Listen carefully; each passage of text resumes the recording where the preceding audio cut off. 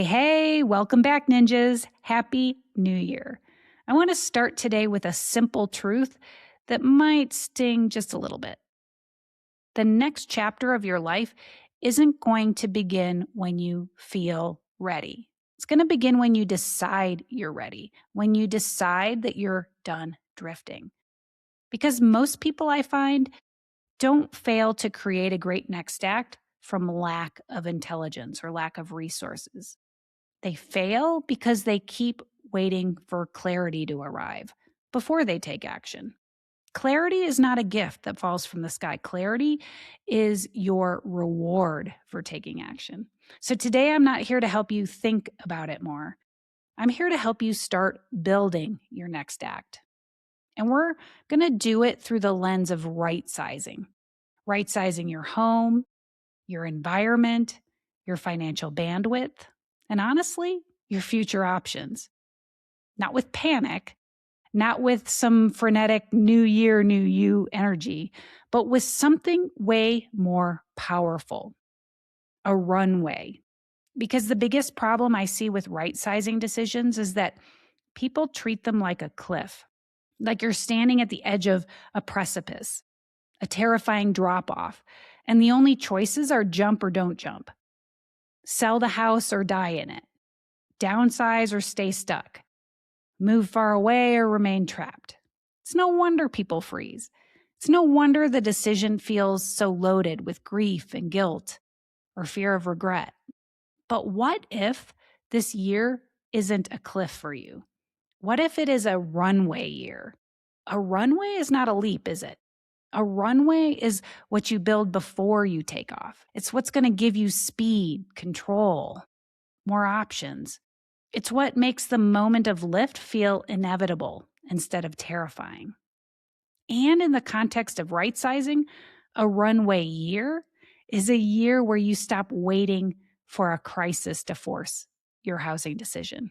And instead, you create enough momentum, information, and optionality that the next step becomes obvious. And I want to say this clearly. A runway year does not mean you have to move by the end of the year. It means you stop letting your home decision sit in the background like a low-grade stress headache. It means you stop paying the invisible tax of procrastination, because procrastination costs you money, costs you energy, and it costs you time, even if you don't see those costs on a financial statement. I'm going to put it bluntly for you. If you keep your home decision on autopilot, it will eventually make the decision for you.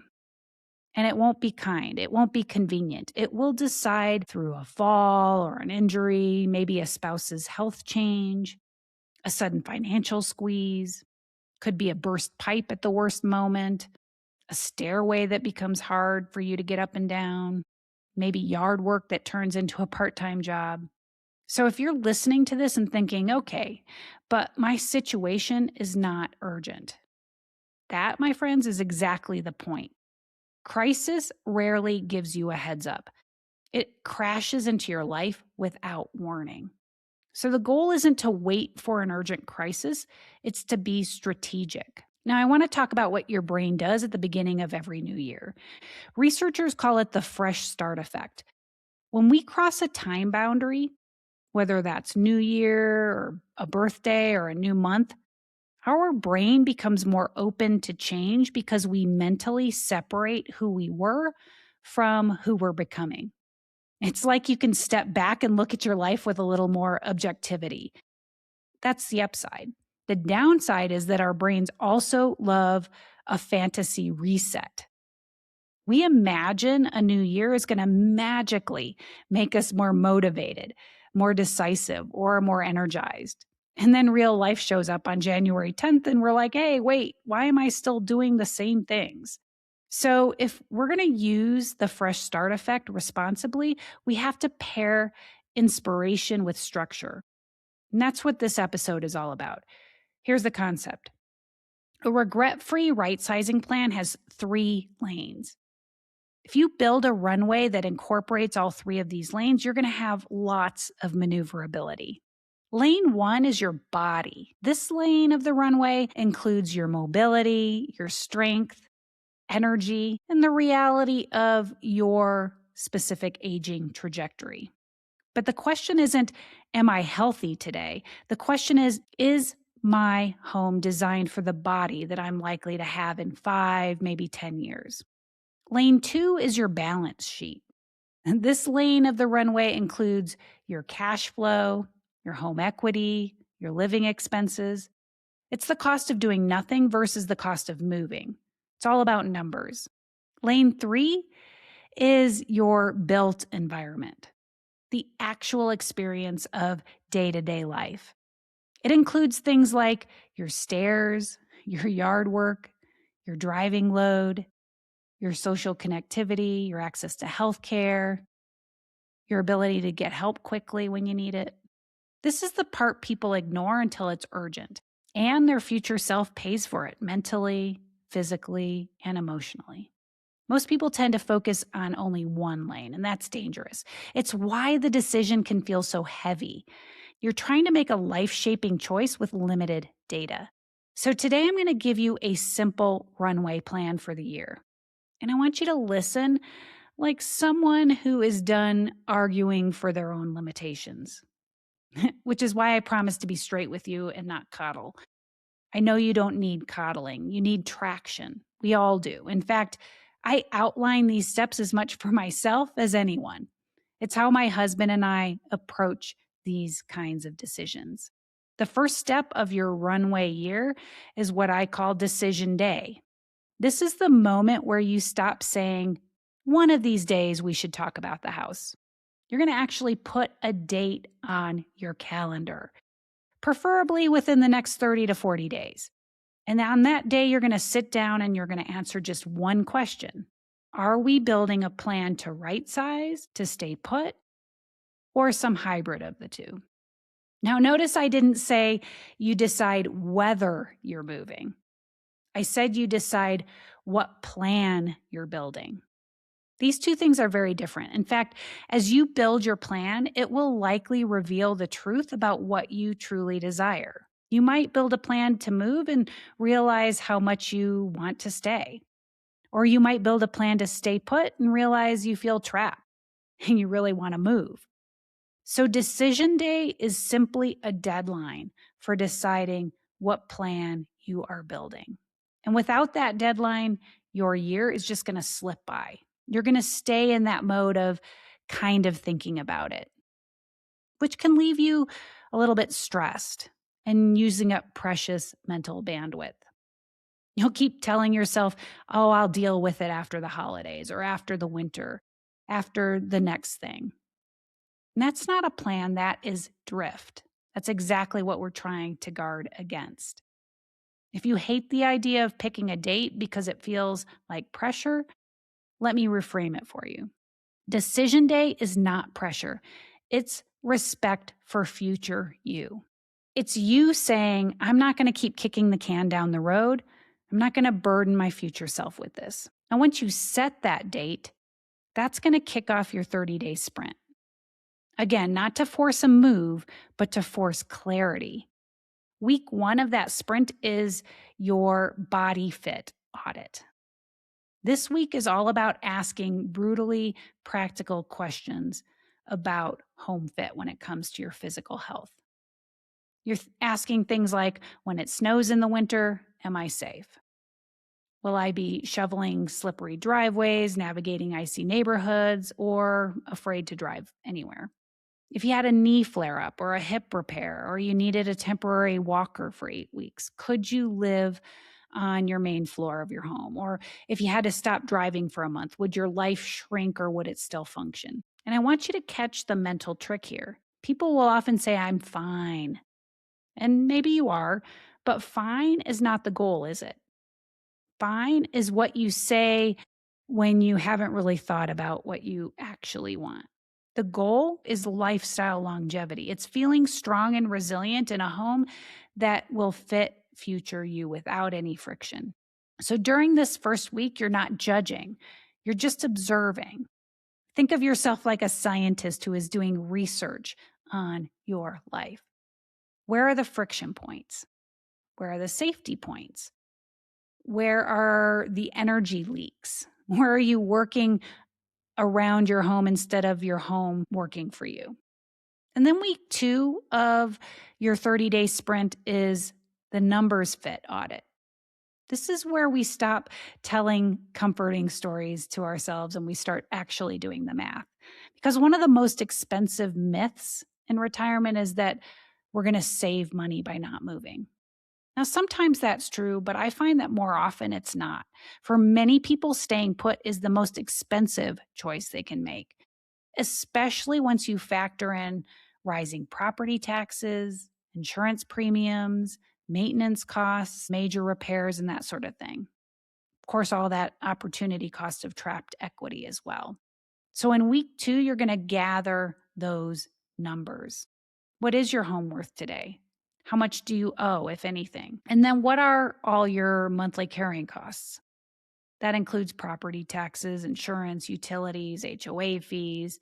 Add to that those routine maintenance things like landscaping, snow removal, pest control, gutter cleaning. And don't forget the major repairs that you know are lurking. Those are the things we tend to kick down the road until they become urgent. Maybe it's new carpet, fresh paint, a roof replacement, a new furnace or water heater. You know which things are waiting to be repaired, don't you? And then I want you to do something that's going to sound obvious, but almost nobody does. You estimate what it will cost you to stay comfortable and worry-free in that home for the next 10 years. Not just to survive, but to really thrive. That's going to include any accessibility changes you might need, any deferred maintenance you've been ignoring, any paid help. Be completely honest with yourself about the true costs of staying put. I'm not anti-staying, I'm anti-fantasy. If staying is the best move, I want you staying from a position of strength with your eyes wide open and a real plan. I don't want you staying because you don't know your real numbers. Now, week 3 of your 30-day sprint is the life fit audit. This is the environment lane, and it's the one that I think people underestimate the most. Your environment is not background scenery. It's an active ingredient in your health span and happiness. So, in this week, you're going to ask yourself questions like, how far are you from people that make you feel alive? How far are you from things that you need, like healthcare and groceries and community and purpose? Is your home pulling you outward into life, or is it pulling you inward into isolation? And yes, you might love your quiet neighborhood. You might love your privacy, and that's great. But privacy can quietly turn into loneliness if your world is shrinking. I'm not saying that to scare you. I'm saying it because it's true. One of the biggest predictors of how well we age is not just our medical biomarkers, it is our social and behavioral environment. And the home you choose is either supporting those behaviors or it is working against them. Now, week 4 of your 30-day sprint is the prototype week. This is the week that makes everything feel lighter because it turns your decision from permanent to experimental. Instead of arguing about where you're going to live forever, you're going to test drive some possibilities. You're going to go spend an afternoon in a neighborhood that has the kind of life you want. You're going to walk it, sit in a coffee shop there, notice how your body feels, notice how your mind feels. Look at all your housing options, not to buy, but to understand. You might even do something bold like staying there for a week or even a month in a place that represents your possible future. It's not a vacation, it's your prototype, a practice week, if you will. Why does this matter? Because your brain has a hard time choosing between abstract options, but your brain is excellent at choosing between your lived experiences. When you actually experience a place, a layout, a lifestyle rhythm, your nervous system gives you data that Zillow never will. Now, if you do these 4 weeks, here's what's going to happen. You're going to walk into decision day with something most people never have. You're going to have evidence, not certainty, just evidence. And evidence does something magical. It's going to reduce your anxiety because anxiety thrives in vagueness. Anxiety thrives in someday. Anxiety thrives when you keep telling yourself you should do something, but you haven't defined what exactly that is. But I also want to address the emotional layer of all this because even with evidence, your home decision can still feel like you're letting go of an identity. If your home represents your life's work, your memories, the season where you raised kids, the place where you cared for parents, the place where you became who you are, then of course, this is not just a real estate decision. It's a story transition, if you will. Remember, your memories do not live in your square footage. Your memories live in you. And the goal of your next act is not to preserve your past at all costs. The goal is to create lifestyle longevity, which means protecting your future capacity for health, connection, adventure, generosity, and purpose. Sometimes staying put is the right way to protect that capacity, but sometimes letting go is right. The point is that avoiding a decision altogether protects nothing. Avoidance just delays the moment when you lose control of your timeline. So if you're listening and you're a little uncomfortable right now, that's good.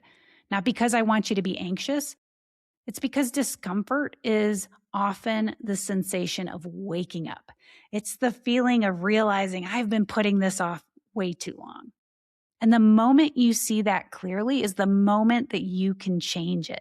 Of course, regret-free, right-sizing decisions are not the same thing as perfect decisions. There's no perfect decision. There are only decisions that you make with honesty, with values, with good information, and with a willingness to adjust. Regret proofing is not about predicting your future. It's about building flexibility into it. That's why this year we are going to build Runway. Building a runway will give you more flexibility, more options, and the ability to pivot more quickly. You won't need to be afraid that one decision is going to lock you in forever. So here's my challenge for you as we kick off the new year. Pick your decision day. Put it on the calendar. Commit to a 30-day runway sprint, not as a project that you'll do when you feel like it, but as a gift to yourself, a gift to your future self. And if you want a great starting point, take my Rightsizing readiness quiz. You'll find the link in the show notes. It'll help you see where you are in this decision process. And if you're ready to then turn your runway into a real numbers-driven plan, go ahead and book a free call with me. We'll look at your home fit, your health fit, and your financial fit together so that you don't have to carry the weight of this decision alone. Make this the year you stop waiting for a crisis or negotiating with someday. Make this the year that you build your runway. And that's it. Until next time, my friends, live well, love more, age less.